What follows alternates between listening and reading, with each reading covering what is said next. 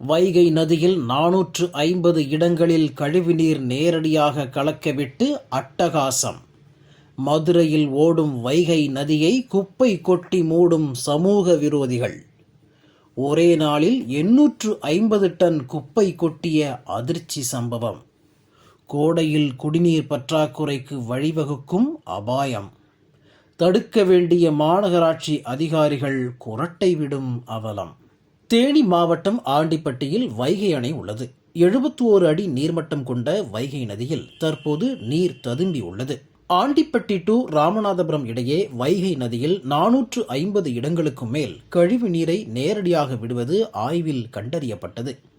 வைகை கரையோரம் வசிக்கும் மக்கள் தங்களது வீடுகள், உள்ளாட்சி அமைப்புகளில் சேகரிக்கப்படும் குப்பைகளை நேரடியாக நதியில் கொட்டி வருவது அதிகரித்துள்ளது. மதுரை பகுதியில் ஓடும் வைகை ஆற்றில் 850 டன் அளவிற்கு பிளாஸ்டிக் கழிவுகள் குவிந்து கிடக்கும் அதிர்ச்சி தகவல் RTI மூலம் கிடைக்கப்பெற்றுள்ளது.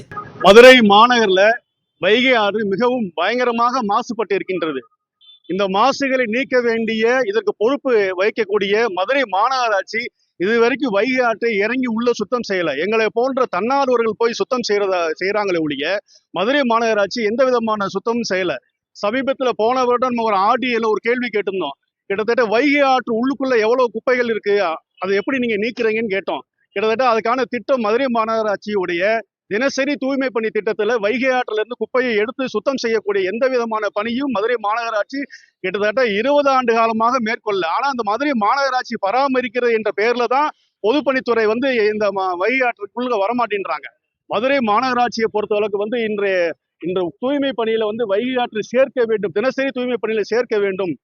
கிட்டத்தட்ட 25,500 டன், அதாவது மதுரை மாநகராட்சியில 5 மண்டலத்திலிருந்து சேர்க்கக்கூடிய குப்பைகளுடைய 25,500 டன் வருது. ஆனா அதே வைகை ஆற்று உள்ளுக்குள்ள கிட்டத்தட்ட 8,500 டன் பிளாஸ்டிக் கழிவு. இது RTIல அவங்க எனக்கு கொடுத்த தகவல் மூலம் தான் இப்ப அந்த பிளாஸ்டிக் கழிவுல உள்ள கிடைக்கிறதுனால இது நிலத்தடி நீருக்கு உள்ள போக முடியாத அளவுக்கு மிகப்பெரிய அளவுல ஊடுருவாம கொடை குப்பையாக கிடைக்கிறதுனால இந்த தண்ணி நிலத்தடி நீர் உள்ள போகாது. வைகை ஆற்றுல வடகரையிலும் தென்கரையிலும் கிட்டத்தட்ட ஒரு 12 கிலோமீட்டர்ல இந்த குப்பைகள் பொதுமக்களாலும் வர்த்தக நிறுவனங்களாலும் தனியார் நிறுவனங்களாலும் ஏற்கனவே மாநகராட்சி கழிவு நீர் விட்டுட்டு வருது. அது போக பொதுமக்களுடைய இந்த குப்பைகள் மிகப்பெரிய அளவுல மாசு ஏற்பட்டிருக்கிறது.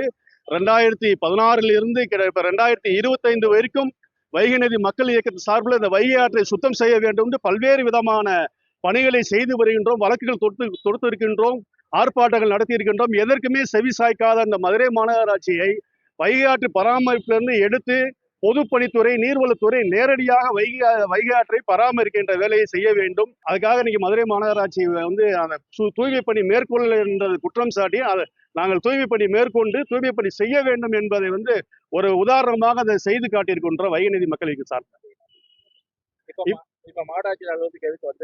மதுரை மாநகராட்சி உள்ளுக்குள்ள கிடக்கக்கூடிய வைகை நதி ஆற்றுக்குள்ள கிடக்கக்கூடிய இந்த பாலித்தீன் குப்பைகள் எல்லாம் அகற்ற வேண்டும். அகற்றாம இருக்கிறதுனால அதை அகற்ற வேண்டும் வலியுறுத்தி இன்றைக்கு நாங்கள் குப்பைகளை கூட்டி அதை மதுரை மாநகராட்சிக்கு மாவட்ட ஆட்சியர் உத்தரவிட வேண்டும் என்று சொல்லி நாங்கள் மனுக்கள் கொடுக்க மதுரை மாநகராட்சிக்கு உட்பட்ட 100 வார்டுகளில் தூய்மை பணியாளர்கள் தினமும் தூய்மை பணி மேற்கொள்கின்றனர். அதேபோல் வைகை நதிக்குள்ளேயும் தினசரி தூய்மை பணியை மேற்கொண்டு வைகை நதியின் தூய்மையை காக்க வேண்டும் என சமூக ஆர்வலர்கள் வலியுறுத்தினர்.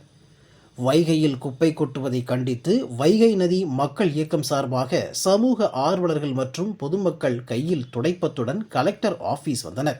கலெக்டர் ஆபீஸ் வளாகத்தில் தூய்மை பணி செய்து கலெக்டர் பிரவீன்குமாரிடம் கோரிக்கை மனு அளித்தனர்.